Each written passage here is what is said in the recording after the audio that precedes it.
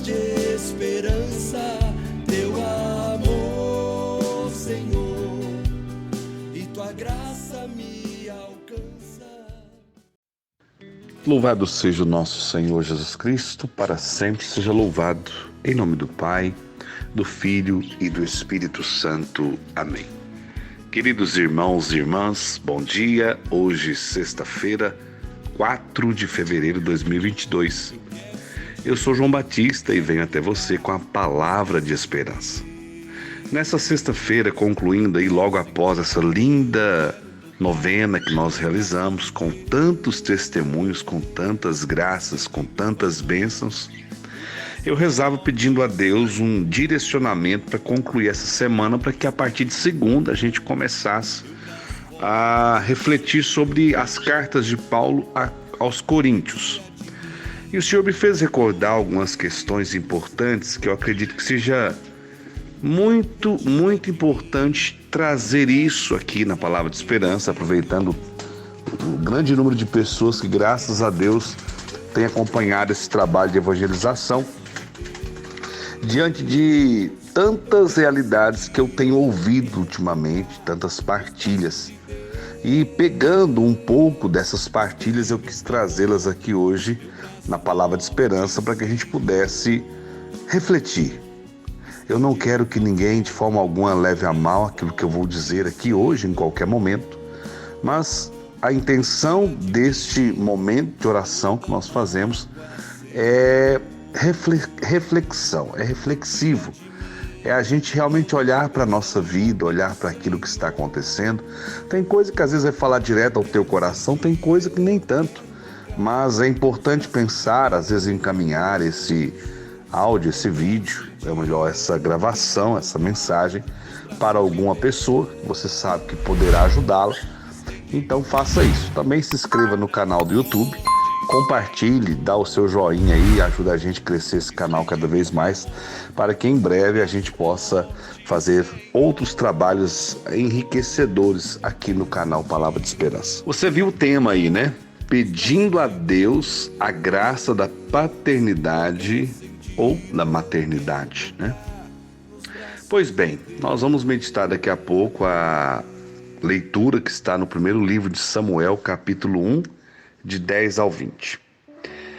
Mas eu quero fazer a introdução a essa leitura, porque do versículo 1 ao versículo 9, conta para nós sobre Eucana, que ele tinha duas esposas. Uma se chamava Fenena e a outra se chamava Ana. Ana, que é a mãe de Samuel, a qual é o livro, né, tanto o primeiro como o segundo livro, livros dedicados aí, contando a história de Samuel e do povo de Deus.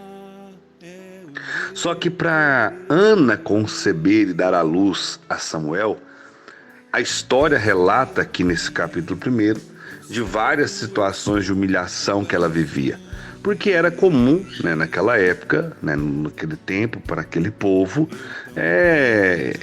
o homem ter duas mulheres, e talvez até mais, não sei, não há um relato na palavra, mas aqui fala de duas mulheres.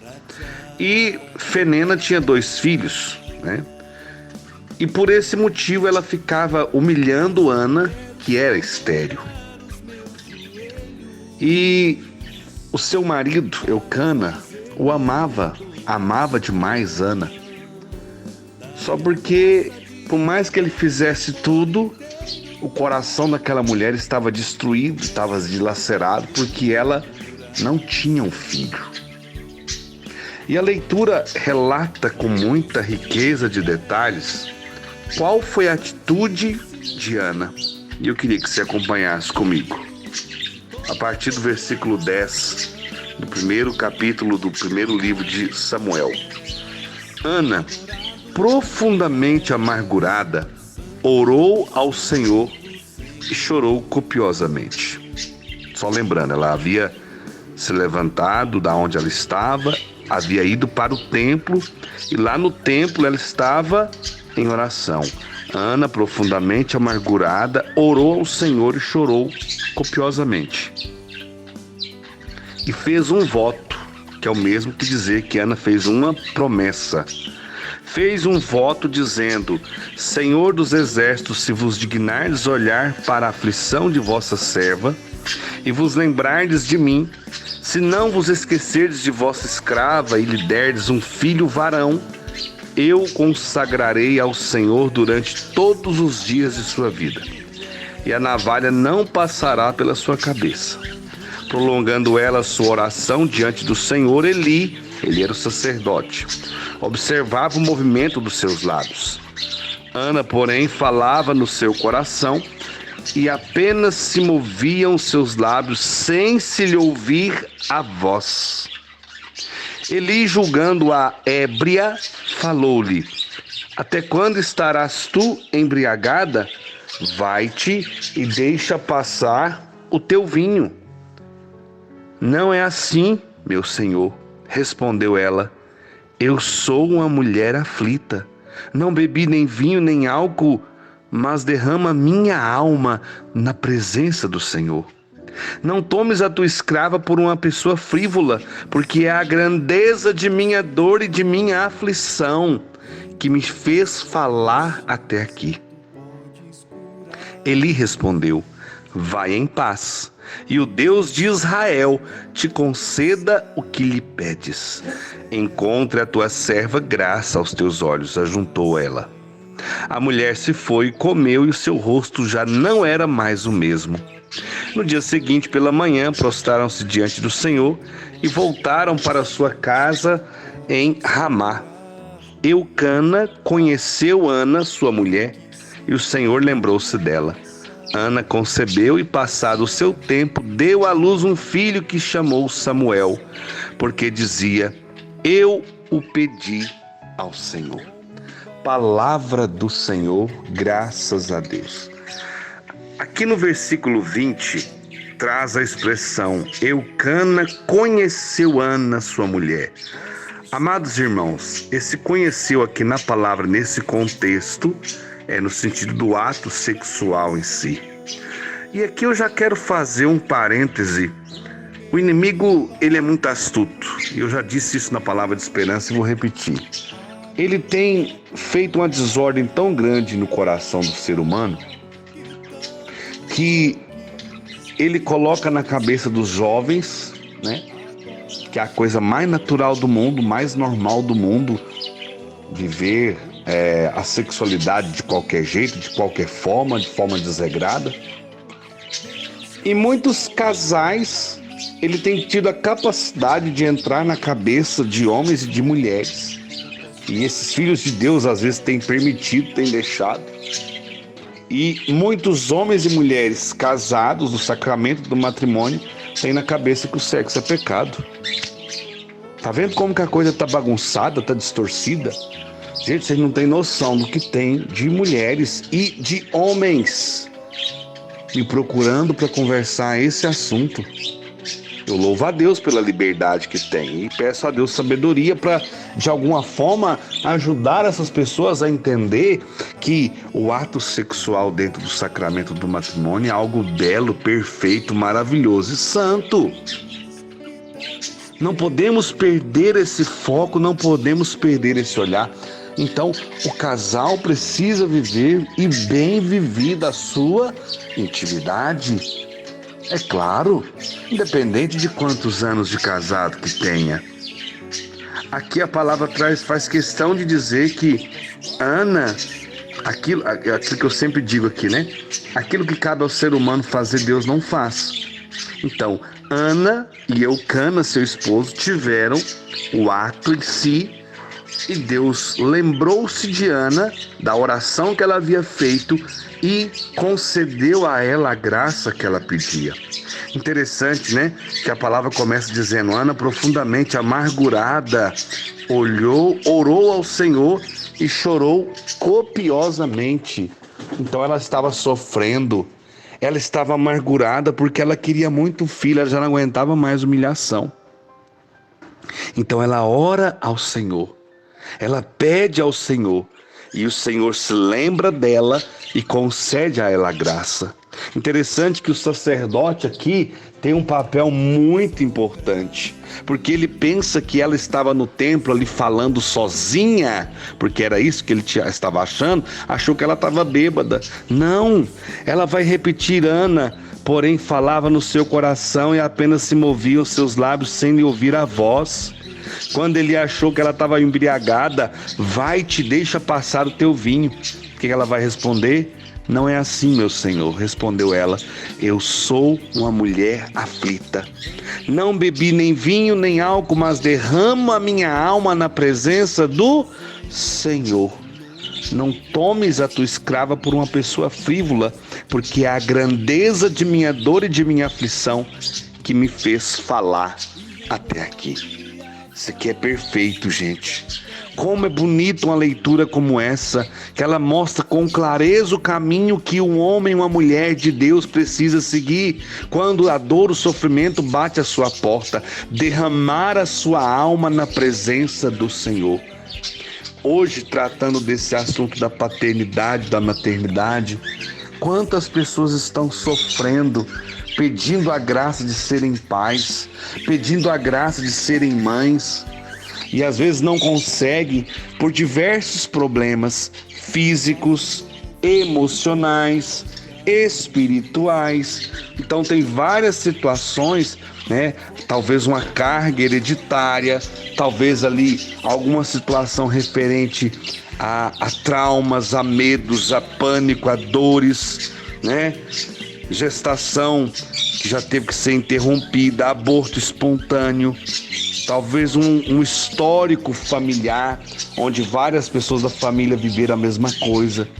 Então nós hoje vamos, no final dessa meditação de hoje, fazer oração pedindo a Deus essa graça. Então você que quer muito ser pai, quer muito ser mãe, reze com fé. Qual oração que é poderosa? Você já ouviu eu dizer isso aqui, né? A oração que é feita com fé. Essa é a oração mais poderosa que existe. Não adianta nada os outros rezarem por você se você não tiver fé, meu irmão. O outro não vai conseguir conceder aquilo que você quer, porque a fé tem que partir de você. É um dom que Deus te concede. Então você tem que pedir: Senhor, dai-me a graça de colocar esse dom em prática. Mas, irmãos, falando nessa questão de pais, de filhos, eu anotei algumas questões que eu gostaria de comentar aqui com vocês. E como eu disse, não me interpretem mal. Não me interpretem mal, apenas reflitam comigo aquilo que eu vou dizer. E que cada um possa olhar para a sua vida e ver realmente o que pode ser mudado a partir dessa reflexão. Aqueles que se casaram na igreja fizeram ali uma aliança. E no momento ali da celebração, o sacerdote pergunta algo que é maravilhoso. Todas as perguntas são importantíssimas, todas. Mas num determinado momento ele fala assim: vocês prometem acolher com amor e educar na fé os filhos que Deus os conceder? Aí, sim, aquele sim, assim, alguns fortes, outros custa falar. Mas será que aquilo ali é verdade? Sabe por quê? Porque aqui eu enumerei alguns pontos. Por exemplo, casais que se abrem à vontade de Deus para ter quantos filhos o Senhor quiser conceder. Eu conheço casais assim, graças a Deus. Casais que querem, simplesmente vivem o sacramento, fala: quantos filhos Deus quiser nos dar, nós queremos ter. É uma raridade hoje? Infelizmente, sim. É uma raridade hoje. Talvez você está aí me ouvindo e fala assim: o João está falando isso da boca para fora, porque o João tem só um filho.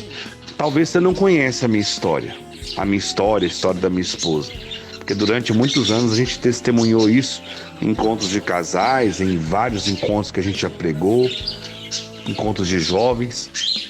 E a nossa história, resumidamente, nós tivemos um filho, que é o Gabriel, e minha esposa, tanto na primeira como na segunda gravidez, ela deu pré-eclâmpsia e síndrome de HELP. que é uma questão, a explicação mais clara que eu já ouvi é como se os órgãos da minha esposa começassem a parar, quanto mais a gravidez fosse desenvolvendo. Então, nas 2 gravidezes da minha esposa, ela quase morreu. Então, nós tivemos o primeiro, ele não resistiu. O último suspiro do Gabriel foi na minha mão, quando eu abençoei ele, batizei ele. Ele deu um último suspiro e morreu nas minhas mãos, no Hospital Regional em Patos de Minas. Passaram 2 anos, a minha esposa, nós tivemos a graça de ter a Maria Eduarda, né? Depois de 2 anos, para que ela nascesse, ela nasceu de 6 meses, a minha esposa tinha que tomar 2 injeções todo dia, e ela nasceu de 6 meses só no CTI, foi mais de 60 dias. E quando nós fomos à médica, uma excelente profissional, disse: olha, a Maria Eduarda precisa de mãe, não de irmã. Então nós entendemos ali que a minha esposa não podia mais ter filhos, porque numa 3ª gravidez era praticamente chance 0 dela resistir. Então nós procuramos outros médicos, nós procuramos sacerdotes, irmãos de caminhada, pedimos a orientação da igreja e então nós tomamos a decisão que não teríamos mais filhos a partir dali, por zelo à vida da minha esposa. Entendem? Então, porque a gente tinha aquele pensamento, 2, 3, 4, não sei. Não era um assunto que a gente tocava muito antes, por incrível que pareça. A gente tinha um pensamento de 2, às vezes 3 filhos, mas sempre aquele sentimento assim, é Deus que sabe da nossa vida. Então estávamos e estamos nas mãos de Deus. Mas então Deus nos concedeu 2 filhos, né? Eu sempre falo, o Gabriel está com Deus e a Maria Eduarda, que é a nossa bênção. E hoje posso dizer que muitos filhos espirituais, o que eu tenho de jovem por aí que pede bênção, que tem um carinho de tantos filhos e filhas espirituais que Deus vai nos concedendo, e somos muito felizes por isso. Eu tenho certeza que posso dizer tanto por mim como pela minha esposa. Então, continuando. Então, existem os casais que se abrem à vontade de Deus para ter quantos filhos Deus quiser conceder. Outros casais que escolhem quando, depois da faculdade, depois disso, depois daquilo. E eu tô com uma série de pessoas que me procuram, que esperaram meio que demais e agora a coisa complicou. Questão de idade, problemas físicos, e aí bate o desespero, né? Então, assim, às vezes eu fico muito preocupado com essa atitude de nós queremos ser os senhores de nossa vida. É quando eu fizer isso. É quando eu fizer aquilo. E se for tarde demais? Difícil, né? Cuidado. Deixa Deus ser Deus. Deixa Deus ocupar o lugar que é dele na sua vida. Não fica querendo colocar a regra no seu corpo, na sua vida, não, porque a palavra de Deus fala que nós somos templos do Espírito Santo. Fico muito preocupado com essa geração de hoje. Eu quero ter 1. Eu quero ter 2. E os pais, né, os nossos avós, que tiveram 10, 12, 13, 16, 15, tanto do lado do meu pai como do lado da minha mãe, são muitos filhos, então eu tenho muitos tios. É uma certeza às vezes que os pais não terminarão a vida sozinho, né? Agora imagina quem não tiver nenhum filho, ou quem tiver um só. Quem vai cuidar? Quem vai zelar desse pai e dessa mãe quando eles ficarem velhinhos? Gente, eu tenho muito medo. Eu falava para minha esposa aqui esses dias, eu falei, olha, sabe uma coisa que as pessoas poderão investir daqui a um tempo? Lar para idosos. Porque você acha que você vai para onde quando ninguém for cuidar de você mais? João, isso é exagero. Eu quero estar errado, tá, irmãos? Eu, João, quero estar errado. Mas nós vamos caminhar por um caminho que essa questão de famílias tão pequeninas como nós temos hoje, nós poderemos terminar realmente no lar para idosos. Por quê? Porque não vai ter ninguém para cuidar de nós. Não se escandalize, apenas reflita.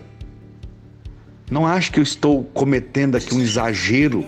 Não, é só olhar à sua volta. Quem está cuidando das pessoas mais velhas hoje? Tem muitas famílias que, graças a Deus, cuidam, mas quase sempre eu conheço várias famílias que Os filhos pagam para outro cuidar. Famílias que têm 2, 3, 4 filhos. Um não vai cuidar porque está estudando, o outro tem filho, outro mora em outra cidade, outro mora em outro país. Então eles juntam, pagam e alguém está cuidando. Graças a Deus que alguém está cuidando. Mas já imaginou se daqui a um tempo não tiver ninguém para cuidar? Eu não quero colocar mais preocupação na sua cabeça não, tá? Eu quero fazer o povo refletir e pensar.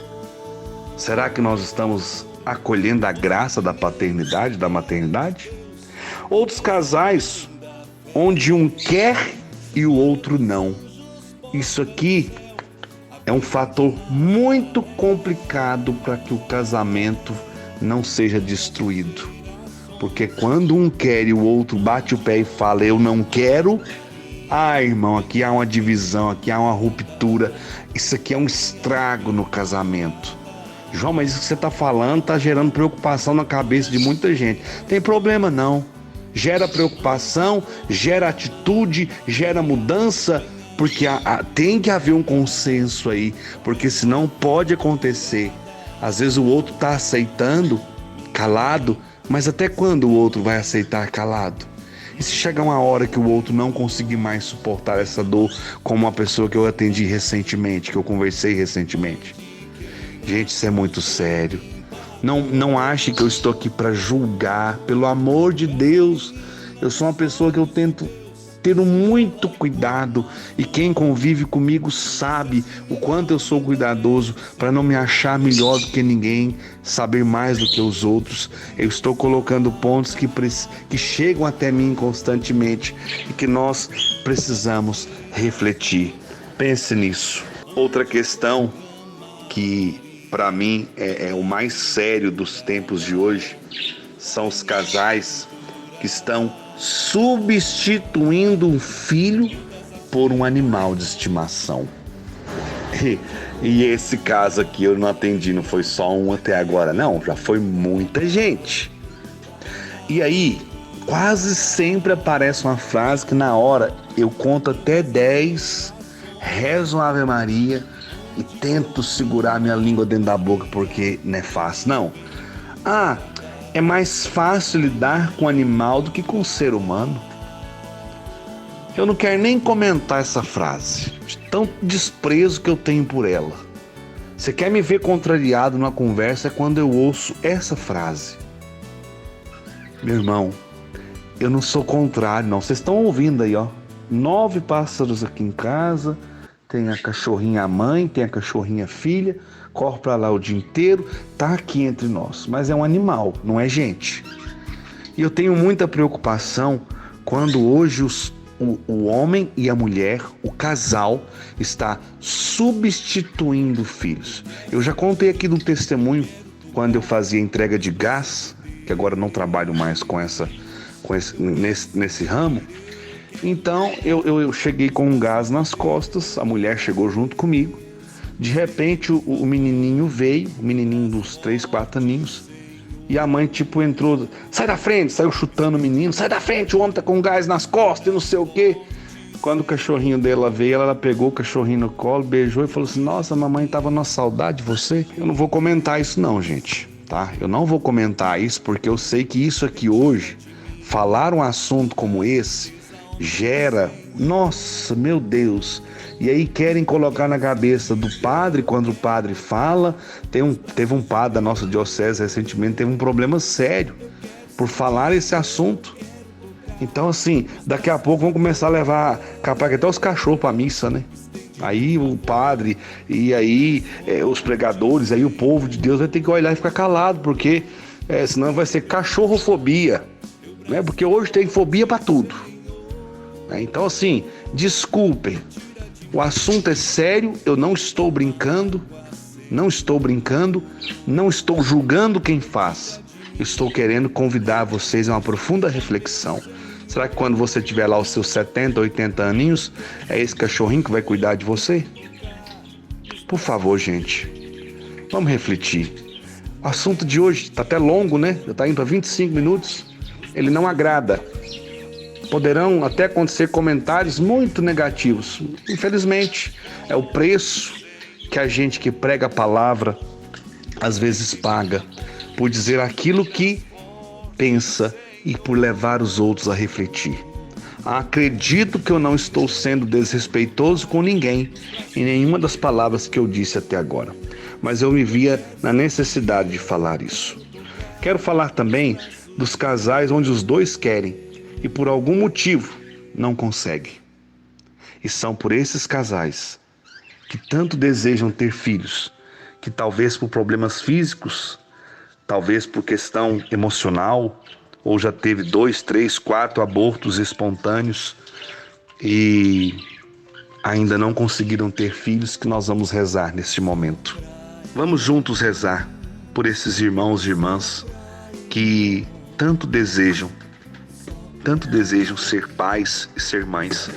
Eu vou rezar, inclusive, da forma que você vai rezar. Repita comigo. Você que tem esse grande desejo, talvez as avós, os avós que estão aí, aqueles que desejam ser vovô, vovó, rezem pela sua filha, pelo seu filho, para que esse casal conceda essa graça de ser pai, de ser mãe.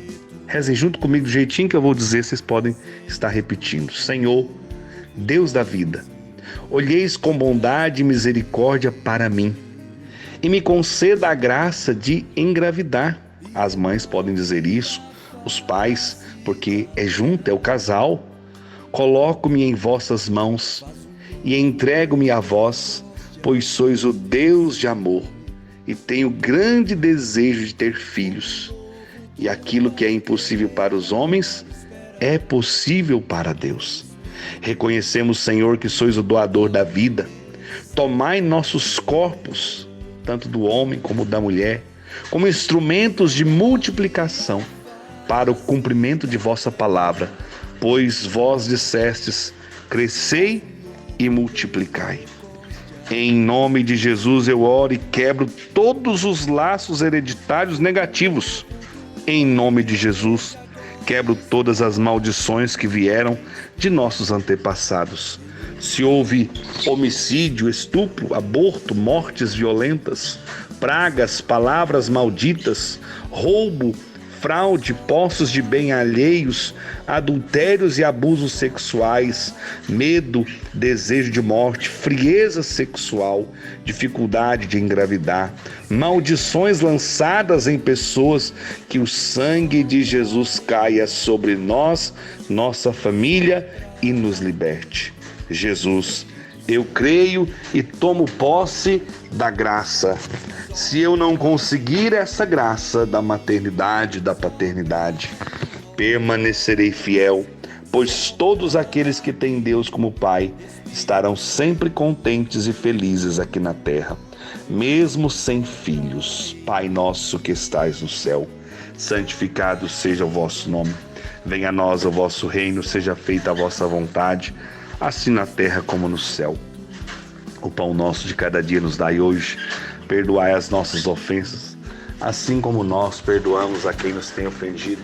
E não nos deixeis cair em tentação, mas livrai-nos do mal. Amém. Ave Maria, cheia de graça, o Senhor é convosco.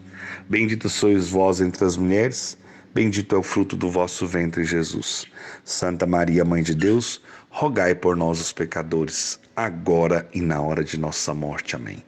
Glórias ao Pai, ao Filho e ao Espírito Santo, como era no princípio, agora e sempre. Amém.